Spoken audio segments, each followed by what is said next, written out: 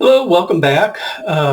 Today I'm going to fulfill my promise of reading the Visit to the Petomane. So I don't want to break my promise to you. But in order to do so, I kind of got to bring you up to date on where we are because it's like the third or fourth chapter. So this is from Time Is. And what has happened so far before this, we've already gone over them finishing up the time machine.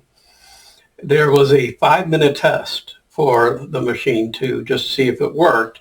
And Scott sent Don through to the World's Fair in Chicago. And while he was there, he just picked up a few things to validate that, yes, this was the right time and space, and came back. And then the second trip was to London to see the original Globe Theatre. And in the consequence of going to that, Don was smoking a cigarette with Scott in the back. Don threw away his cigarette butt and burnt down the second Globe Theater, which pretty much irritated Scott. But and Don is worried that Scott's going to dismantle the thing. So because here they are, they went back in time and did something disastrous. But Scott knows that this happened in the past already. So, Scott's the one that keeps saying that nothing can happen because everything's fixed in place. And this one's called, that was called London Derriere.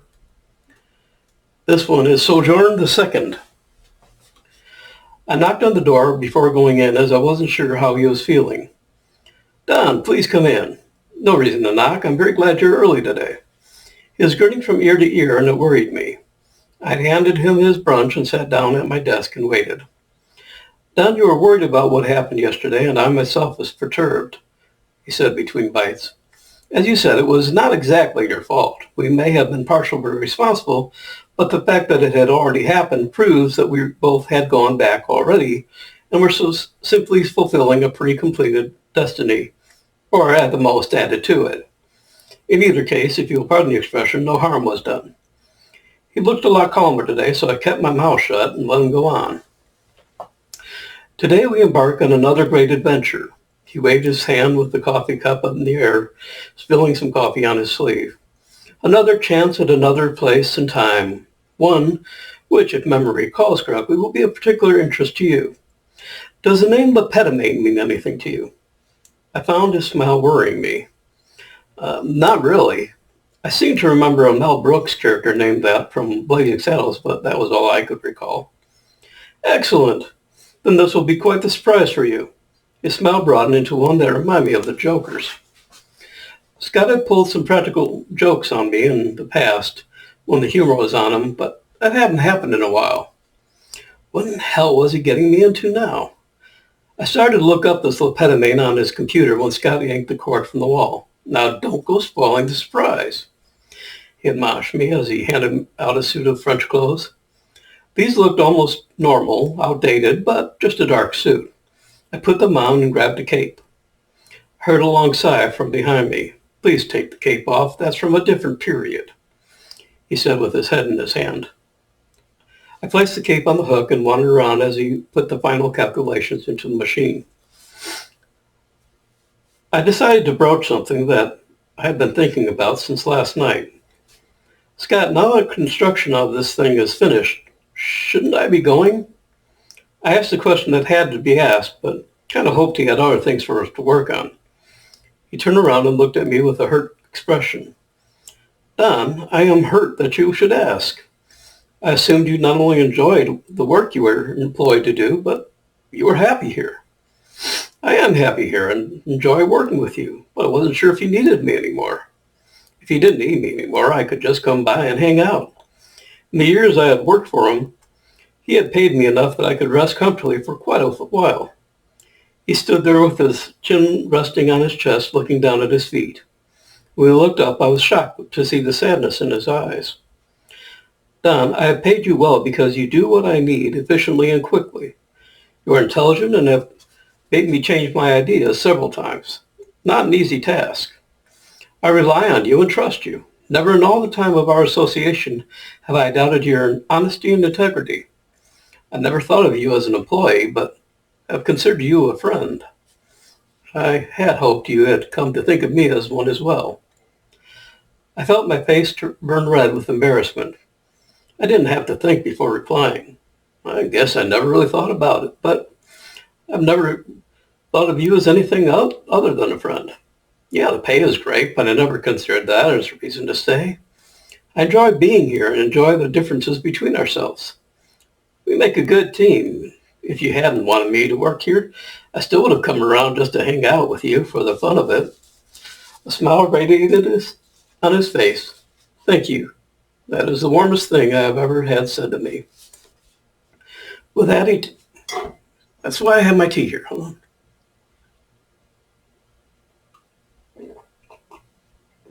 I apologize. With that, he turned back and finished his coordinates for tonight's excursion. It occurred to me this morning that since we can set this to any time, we can arrive at the exact time we wish to instead of dallying around in town waiting for the doors to open. Which would you prefer? He half looked over his shoulder as he asked. Well, I haven't been in France ever, so I wouldn't mind looking around and seeing some of the sights, even if we are seeing it from the past. Where are we starting from? The Arc de Triomphe, he said with a marked French accent. He can speak French, so we should be able to find our way about, but the only French I know would get my face slapped. He had us both check each other's portable units. We will need to make some replacement units which we can carry with us in case of an emergency. He straightened my tie and patted my shoulder. Let's be off. He entered the key into the control pad, and once more we stepped it through to an early morning arrival. The Arc de Triomphe, is right in the middle of the street, or roundabout, and from a newspaper I found on the ground, it was the year 1893. So where do we go from here? I asked as I looked around. It was far more open than I expected. We'll be going to the Moulin Rouge, a little over 2 miles from here. 82 Boulevard des Clichés, to be exact. We shall get to the Moulin Rouge in time for Pujol's afternoon performance. The weird smile came back on his face, and once again I was a little nervous about what he had in store for us. I thought you said we were going to see Le Petomane, I said as we crossed the street. Pujol is his name. The Petomane is what he does. Just enjoy the stroll and don't worry. You will see all in good time. His body quivered with silent laughter. I gave up wondering and admired the sights. There were cars driving around which I hadn't expected. I guess I assumed there would be nothing but horse-drawn carriages. The streets were tree-lined, and at this time in the morning, very few people were out walking. We walked for about a mile. We passed a few homes, but mostly open spaces, and stopped at a restaurant across from an incredible park. From what I could see of it, it had wonderful tree-lined paths, a pond, sculptures, and a miniature pyramid. I mulled over trying to talk Scott into spending some time there. We sat at a center table looking over the park. When the waiter came by, Scott ordered for both of us. I think a primary difficulty in being a time traveler is that you would have to learn quite a few languages, as language changes through time. From where I sat, I watched someone across the street bring out a large easel, canvas, and paints. I watched as he sketched the path and benches preparatory, I assumed, painting them. I pointed them out to Scott. He took out his glasses and assumed a judicial pose. I believe that is Claude Monet. He painted the park for the first time in 1874 or thereabouts. I also believe this was one of his more regular haunts, as it was for a number of artists. I looked at Scott in surprise. I didn't know you knew so much about art, Scott. I wasn't really surprised, as Scott seemed to have a smattering of knowledge on a wide range of subjects. So why not art as well? In my youth, we didn't have much money. I spent a good deal of time visiting libraries, museums, and galleries. All in all, I feel I have acquired a very good self-education.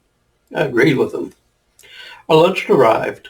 A sumptuous affair of onion soup, ham and cheese sandwiches, a cheese and fruit platter, and something chocolate at the end, which I didn't recognize, can't pronounce, and absolutely loved. more tea, help. Yes, that is tea, I promise. While we ate, he told me more about his time in the Air Force as a historian, as well as teaching history when he got out. He also had a few items he had designed and patented that earned him enough that he could devote his time to his time machine. It is not the major events of history that fascinate me, but the small pleasures in daily life of people that I find of interest. To spend the remainder of my days walking amongst them, eating the same meals as they did, and seeing with my own eyes how they live, that is my future.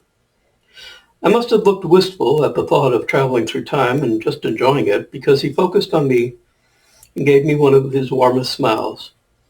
Any major or even minor undertaking is much more pleasurable with a companion, and so long as I travel, you may accompany me. I tried to control my emotions, but let out a fairly loud hooray. I'm ashamed to say, calm yourselves, my boy. We don't want to draw attention to ourselves more than necessary. Lunch over, Scott led me across to the park. I hope you don't mind a small promenade through this delightful park. It will aid in digestion and provide a feast for the eyes. We walked amongst the gathering crowd of people enjoying the warm day. The park did not seem to be laid out in any particular fashion and rather gave over to the wanderer mode of travel. Two roads allowed for car traffic, but the cars were going slowly and did not disrupt the serenity. We sat for a while near a curve of the path, inhaling the scents of flowers, fountains, and admiring the people. I thought about my visits to the park around the apartment where I live. Loud of music, people shouting into their phones, cars honking and speeding through. There was none of the peace that was here. I could have spent all day watching the stream of humanity walk by. Time we were on our way, Don. Scott rose, stretched, and gave his cane a tap. As we passed the artist, Scott raised his cap and bowed. Good day to you, Monsieur Monet. Bonsoir, monsieur, replied Mr. Monet. We set off to the Moulin Rouge. He looked a lot older than I would have expected, I remarked. I believe he will be alive quite a bit longer. I can't remember when he died, but I think it was somewhere in the early 1900s. I looked it up later, and Claude Monet died in 1926, in case you're interested. We walked in silence until we came to the Moulin Rouge.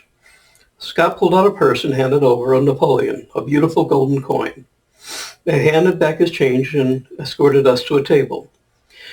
Did you know the Moulin Rouge was used as a brothel at this time? Apparently it was a place where the rich would come and loosen their morals for a while.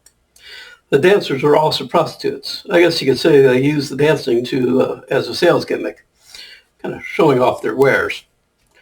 We drank some wine and watched the show, and all the time Scott had the same smile that worried me. It was as if he knew something surprising and exciting was coming. A short man sat down at our table, raised his hat, and said, Vous permettez? Scott extended his hand and said, S'il vous plaît. With a slight bow, the gentleman sat down. From a sitting position, you would never have guessed how short he was. It seems as if his legs were almost childlike, but his torso was normal. He sat there with a small sketchbook drawing the dancers. It was wonderful how quickly he could render a drawing. I noticed something familiar in the style as being the same as a poster outside the building. That's when it hit me. This was Toulouse-Lautrec. I elbowed Scott a bit harder than I intended, and he spilled his drink down his chin. Yes, I know who he is, and there is no need to elbow me with such ferocity. Toulouse-Lautrec didn't seem to like the sketch he was doing and ripped it out of his pad. Yes, I did take it, and I now have an authentic sketch straight from the artist. It isn't signed, and I don't think anyone would believe me if I told them how I got it. There's a side note here. Did you hear about the new French Star Trek movie? It's about how they misplaced the Enterprise called Toulouse-Lautrec. Sorry, I couldn't resist. An announcer came on stage and just said, Monsieur Joseph Pujol. The crowd went nuts. An elegantly attired gentleman came on stage and began his act. Scott was trying awfully hard to maintain his composure, but it looked like he was ready to bust. Suddenly the man on stage let loose a huge blast from his ass. Les fanfares. He then proceeded to perform an entire farm ride using his anus to create the animal noises. Scott was in delirium, and I was laughing so hard I was in pain. Next, he inserted a tube in his backside and played music on an ocarina. The Marseillaise, I think. He did one set of A Bride on Her Wedding Night, which was short and high-pitched, and The Morning After, which was a long, low bass. Scott and I were both in tears by now and started farting ourselves. Once we both let loose so long and loud that Mr. Pujol stopped his act, pointed at us, and said, "Messieurs, je n'ai pas besoin un telle competition, which translates to, "Out, gentlemen, I need no such competition." We got kicked out for out-farting a professional farter. Once out, we both slid down the wall, holding our sides and laughing hysterically. It took a long time to catch our breath, and we sat there for about 20 minutes trying to get back our composure. I remembered this morning the time you brought me some chili and the after effects. I thought this might amuse you as it had then. He broke into a long laugh again. That was the funniest damn act I've ever seen and heard, I said, wiping off my tears. Eventually, we settled down and walked to a secluded area, switched on the return, and we're back at the lab. I made some coffee, and we sat and chatted for a while. Don, tomorrow I want to make a more unobtrusive return, one that couldn't be seen so easily. I didn't have to think much about it. I agree. These could be pretty visible under their own circumstances, and the exposed parts could be damaged. He held out his hand as I peeled the return from my torso. He looked them over. I can dismantle our 2 units and adjust for adding them to some sort of, bracelet or something by tomorrow. Then we can plan our next trip. Try and think of somewhere and some when you would like to go and see. I handed him my patch and went home. All the way home, I was cracking up thinking about Pujol's act. Hey, that's entertainment. I didn't sleep much that night. I got onto my laptop and looked up some items on Pujol, Monet, and Toulouse. I made plans to visit the museums on my next day off, and in the meantime, I tried to think of something I wanted to see. So that was their first visit to Pujol. Now, over time, as more people become involved with Scott and Don, every time a new person comes into the group, they are taken to see Pujol's act. And every time, Pujol's act becomes a little bit longer because he changed his act over time. So I incorporated that into the different books. And usually there's like one in each book, one visit. And the next reading I'm going to do won't be from the Time Is series. It's going to go back to A Glimpse of My Shorts. We're going to read about Patches. So if you have kids, this is a good one to show them. It's about Patches, the bookstore cat. And as I said, it's a children's story. There's just a few of them in here. Usually the animal ones are pretty kid-related and kid-approved. So I hope to see you next time. And if you like these, please leave comments. And please let me know and invite others. The more people that see these, the happier I'll be. In case you're curious about my little teacup, and I'll bring this a little closer. I may soon be selling these on my website, my blog at timewillbe.wordpress.com. And this has all of my books covers from the Time Is series on here, including Time Is Passing, the final book of the series. So keep an eye out. If you would like one, let me know in the comments section, and I will definitely order more and start sending them out. Not sure how much I'll be charging, but probably just the cost of the cup and shipping and handling. So that's it for this reading. I hope to see you again the next time when we'll be reading Patches the Bookstore Cat. So thank you very much, and hope you enjoyed the reading.